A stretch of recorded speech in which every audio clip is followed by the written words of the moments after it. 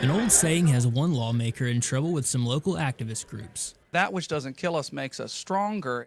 Tennessee House Representative Roger Kane of Knoxville made the comments at a House Education Subcommittee meeting Tuesday. Lawmakers were discussing tougher anti-bully legislation. Now, he has the answer to the Tennessee Equality Project. Our community is very disturbed by these comments because 2 young men in Middle Tennessee alone recently have taken their lives because of anti-gay bullying. Kane says his comments weren't an endorsement of bullying and says he can relate to being bullied in school. My mother's Jewish, my father's Catholic.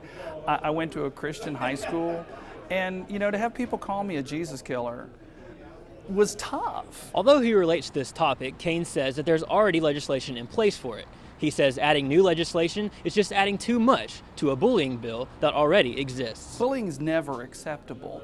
But what we need to do is, rather than pass more legislation, we need to go back and look at the legislation we have and amend it to address the goals that this legislature wants us to cover. Sanders says Kane will have to prove his statement was taken out of context. If he is anti-bullying, I hope he'll be willing to put it in writing in legislation. That's what we'd like to see. I think that would help convince everyone that he may have been taken out of context. Kane says he's willing to work on the proposed legislation and is planning to work on it during the summer session. As for Kane's opponents, they are still welcome in my office right now, and I really am kind of a little bit surprised that this one phrase was so taken out of context. Jordan Hall, Fox 17 News.